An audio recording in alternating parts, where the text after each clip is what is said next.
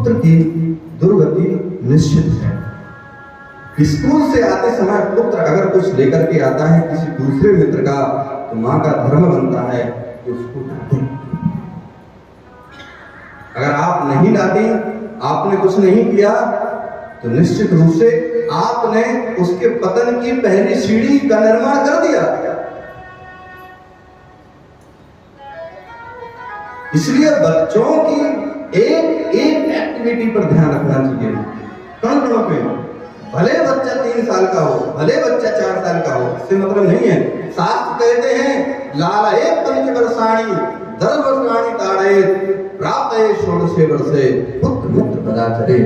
5 वर्ष तक बच्चे को जितना प्रेम करना चाहे उतना करिए, जितना दुलार करना चाहे उतना करिए। 10 वर्षाणी ताड़े, जैसे ही 5 वर्ष की अवस्था से 1 दिन ऊपर होता है तो ताड़ना, देखिए ये शब्द बहुत बुरा है। लोग आज इसको इतना बुरा बना दिए, इतना बुरा बना दिए कि बोले कि ये ताड़ने का अर्थ तो बोले मारना होता है। हे भगवान, कहां से ये पढ़े लिखे हैं, समझ में नहीं आता है। 10 वर्षाणी ताड़े, ताड़ने का अर्थ होता है लगातार दृष्टि देना। ताड़ने का अर्थ कभी भी किसी को मारना होता ही नहीं है। पर धन्य है वो बुद्धिजीवी, धन्य है ऐसे समाज के लोग जिन्हें ताड़ने में मारना नजर आता है। देखिए ब्रज भाषा में आज भी, क्योंकि हम वृंदावन में रहते हैं, ब्रज में आज भी देखना नहीं बोलते हैं।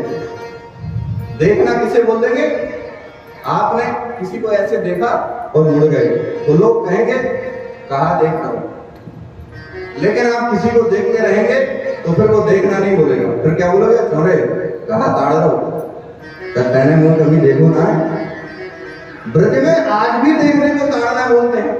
ताड़ने का अर्थ होता है, देखने में ताड़ना शब्द वहां लग जाता है जहां आप किसी को लगातार देखते हैं, तो वो फिर देखना नहीं रहता है, वो फिर ताड़ना हो जाता है।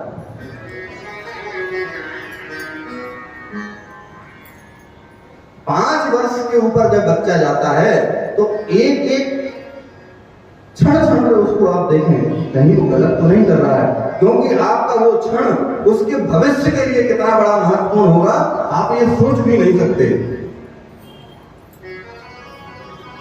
धुंधली से गलती हुई, परिणाम क्या हुआ? अंत में प्राणों को त्यागना पड़ा। बंधुओं, हमेशा इस बात को याद रखें, मां बाप से बढ़कर इस संसार में कोई देवता नहीं। आप अपनी घर में प्यासी तड़पती हुई मां को छोड़ करके अगर आप वैष्णो देवी के दर्शन करने जाते हैं तो आप अपराध भी कर रहे हैं। वहां बैठी हुई मां भी तुमसे यही कहेगी कि मूर्ख, जब तुम अपनी मां का नहीं हुआ तो मेरा है।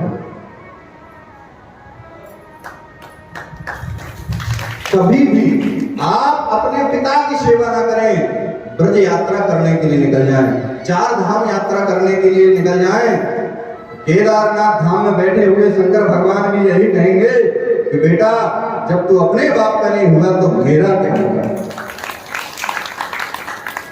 आपकी प्रत्येक तीर्थ यात्रा बेकार, आपकी प्रत्येक दर्शन बेकार अगर आपके माँ बाप आपके लिए तरस रहे हैं।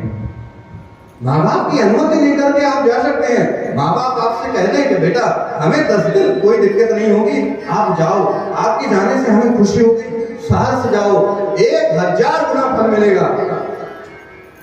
लेकिन माँ बाप को अगर आपकी आवश्यकता है और अगर आपने उनकी अवहेलना करके बड़े से बड़ा तप कर लें, बड़े से बड़ा यज्ञ कर लें, बड़ी से बड़ी तीर्थ यात्रा पे चले जाएं, लेकिन फल नहीं मिलेगा, केवल और केवल अपराध लगेगा। बंधु, अपराध। इसलिए यह अपराध न करें, इस अपराध से बचें, अपने माँ बाप की सेवा करें। माँ बाप की सेवा हम मनुष्य की बात करें, अरे भगवान ने की। प्रातः काल उठ के रघुनाथा, माँ पिता गुरु नाम,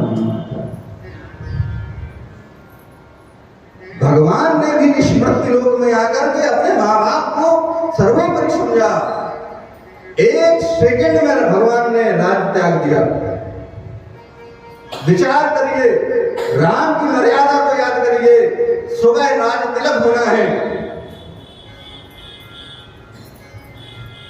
पिताजी अपनी बात बोल नहीं पा रहे हैं, व्यक्त हैं कि इतनी बड़ी बात मैं कैसे कह दूं, जिसका कल सुबह राज तिलक होना है उसको आज मैं कैसे कह दूं कि बेटा तुम्हें कल सुबह राज तिलक नहीं बनने जाना है।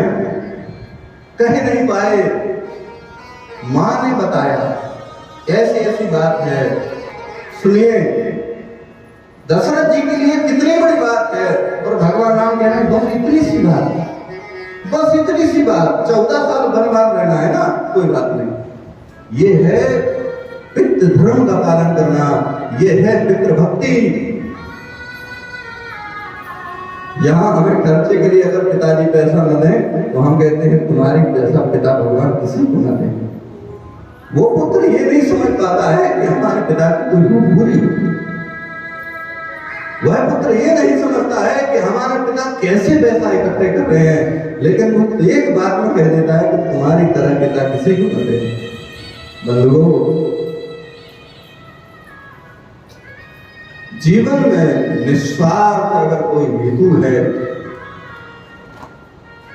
निस्वार्थ आपको कोई आगे बढ़कर देखना चाहता है तो केवल आपके माता पिता के अलावा पुत्र का